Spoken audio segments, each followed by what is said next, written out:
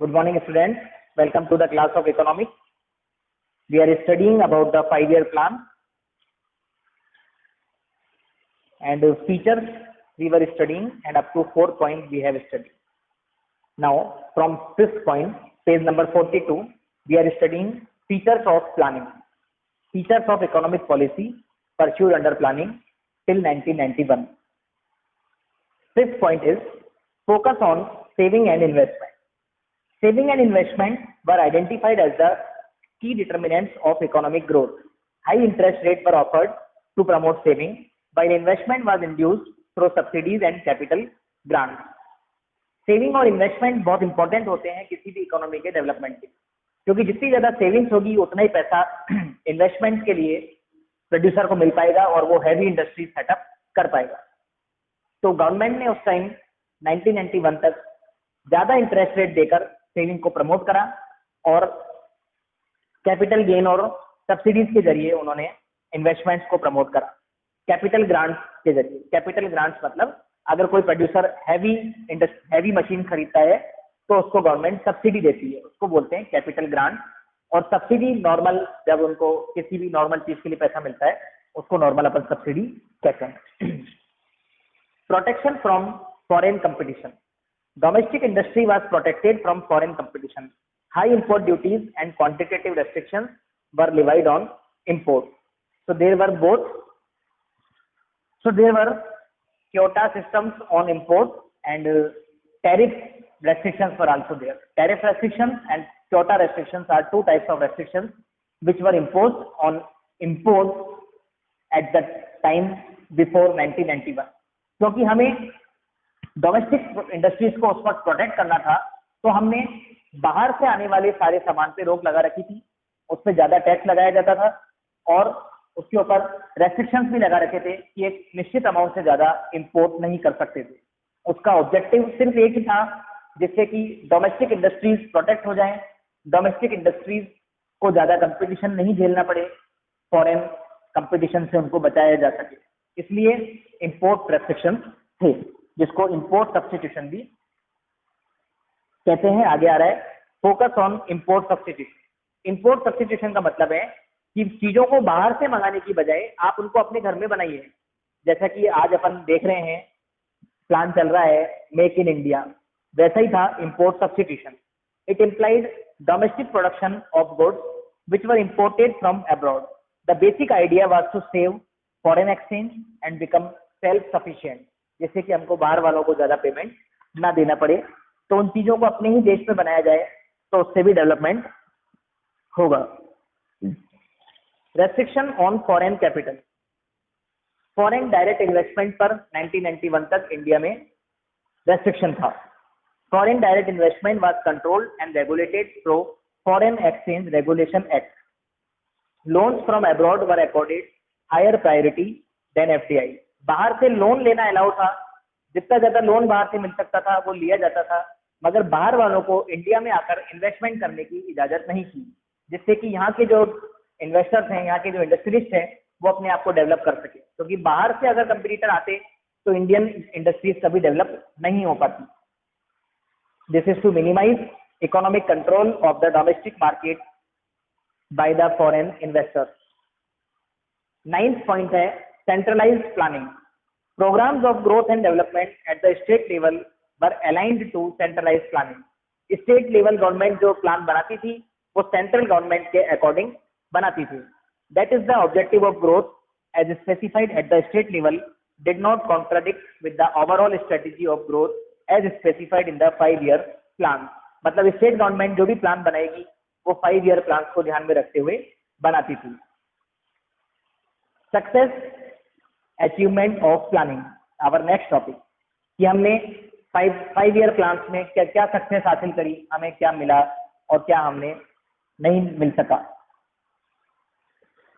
Success of planning is assessed in terms of different parameters of growth.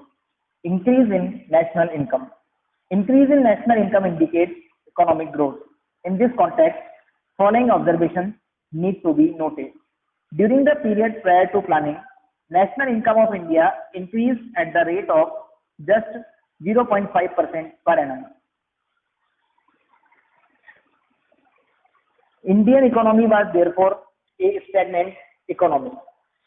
तो planning से पहले हमने पढ़ा था पिछले चैप्टर में भी कि हमारी ग्रोथ रेट ओनली 0.5% थी।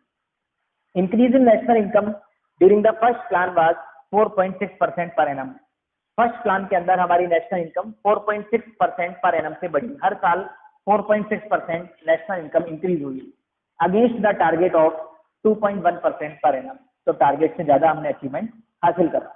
Between the second and 10th plan the target was to raise national income by 5% per annum, but this target was achieved only between 5th and 10th plan।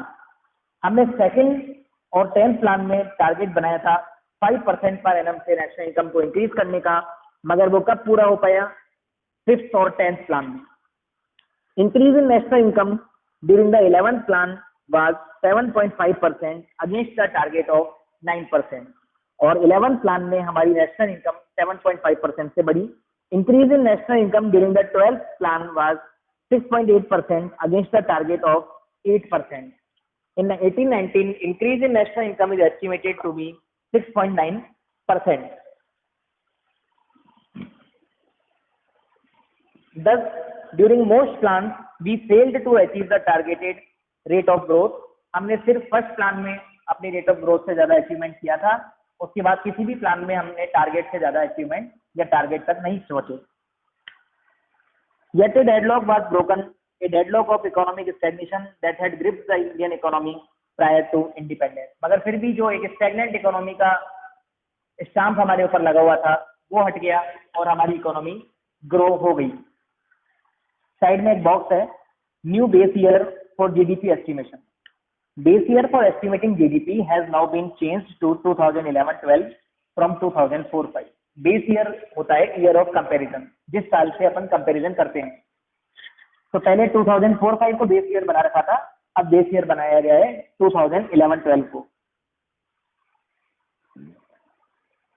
This has pushed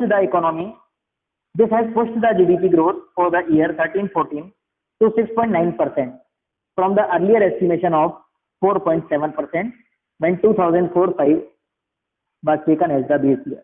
तो 2011-12 के comparison में देखा जाए तो 2013-14 की जो GDP growth है वो 6.9% है 12th प्लान के अंदर जो हमने पढ़ा 6.8%। 12th प्लान हमारा 2012 से 2017 तक था। नेक्स्ट पॉइंट है increase in per capita income। Over time, per capita income has recorded a significant rise। Here following observation need to be noted। Per capita income का मतलब होता है total national income divided by the population। Over time it has recorded significant rise। Here following observation need to be noted।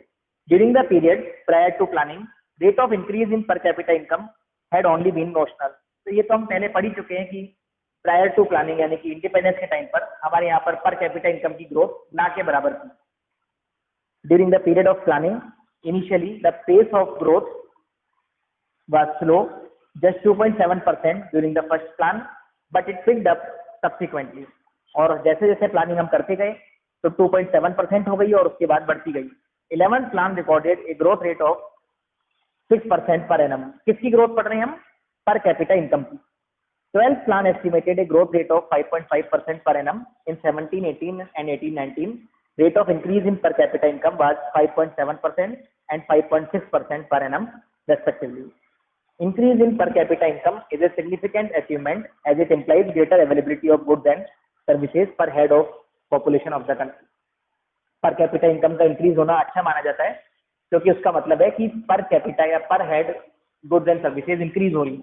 Actually में equal distribution हो रहा है या नहीं हो रहा है, अगर उसको ध्यान ना रखें तो पूरी कंट्री की अवेलेबिलिटी बढ़ती है, गुड्स एंड सर्विसेज की अवेलेबिलिटी इंक्रीज होती है। Increase in per capita income is a significant achievement as it implies greater availability of goods and services per head of population of the country, but the reader must bear in mind that this is an average rise. जैसा कि मैं कह रहा हूँ ये सिर्फ average है। This does not show any promise of rise in the quality of life of each and every individual। तो पर कैपिटा इनकम चाहे हर साल बढ़ रही होगी, मगर जरूरी नहीं है कि सबकी क्वालिटी ऑफ लाइफ बराबर इंक्रीज हो। This does not account for the distribution of income, क्योंकि इक्वल डिस्ट्रीब्यूशन नहीं होता, अनइक्वल भी हो सकता है। थर्ड पॉइंट है rise in savings and investment. During the 5-year plan, there has been considerable increase in the rate of saving and investment. Note the following observation. In 1950-51, rate of saving was 9.5% of national income. It is increased to 31.3% by the end of 11th plan 11-12 and was estimated to be 30.5% in 2017-18. Savings की rate में भी increase हुआ है हमारी planning के बाद। पहले हमारी सेविंग रेट थी ओनली 9.5% ऑफ नेशनल इनकम और 2011-12 तक ये हो गई 31.3% और 2017-18 में ये थी 30.5%। Likewise, the rate of investment gross capital formation has risen from 9.3% of GDP in 50-51 to 32.3% for 2017-18। जो ग्रॉस कैपिटल फॉर्मेशन था, जो किसी जमाने में 9.3% था जीडीपी का, वो अब हो गया 32.3% in 17-18। Well, we all know that saving and investment are the principal drivers of economic growth। तो हमें ध्यान होना चाहिए कि सेविंग्स और इन्वेस्टमेंट हमारी इकोनॉमिक ग्रोथ को इंडिकेट करते हैं और जितना ज्यादा सेविंग इन्वेस्टमेंट कंट्री में होता है उतना ही ज्यादा इकोनॉमी ग्रो करती है। Institutional and technical change in agriculture. Agriculture में क्या क्या डेवलपमेंट हुए? 5-year plans have contributed to the development of agriculture in 2 ways. First, through land reforms and second, through improvement in technology. Land reforms included abolition of intermediaries between the state and tiller of the soil। जो जमींदारी system था उसको हटा दिया गया। Moderation and regularisation of rent, जो ज्यादा rent farmer से charge किया जाता था उसको कम कर दिया गया। Ceiling on land holding and distribution of land, जो लैंड होल्डिंग थी उसके ऊपर रोक लगा दी गई कि ज्यादा लैंड जमींदार नहीं रख सकते और उस लैंड को वापस छोटे छोटे फार्मर में डिस्ट्रीब्यूट कर दिया गया। Optimising holding size through consolidation of holding, छोटे छोटे किसानों के पास टुकड़ों टुकड़ों में जमीन थी तो उनसे जमीन लेकर उनको एक बड़ी जमीन में कन्वर्ट करके उनको ज्वाइन कर दिया गया, जिससे कि उसके ऊपर एग्रीकल्चर कम रेट में हो सके और ज्यादा प्रॉफिट किसानों को मिल सके। Because of these changes there has been a significant improvement in the environment for farming. Improvement in technology, particularly HYV seeds, led to revolutionary change in agricultural output and productivity. Self-sufficiency in food grain was the hallmark of this change। और technology improvement के कारण और HYV seeds की full form है high yielding variety seeds, इनके कारण भी agriculture में बहुत ज्यादा इंप्रूवमेंट हुआ, जिसको ग्रीन रिवॉल्यूशन के नाम से भी जाना जाता है। आगे पढ़ेंगे हम, तो आज हम इतना ही पढ़ेंगे। आप लोग यहाँ तक के नोट्स बनाइएगा। Have a good day, thank you.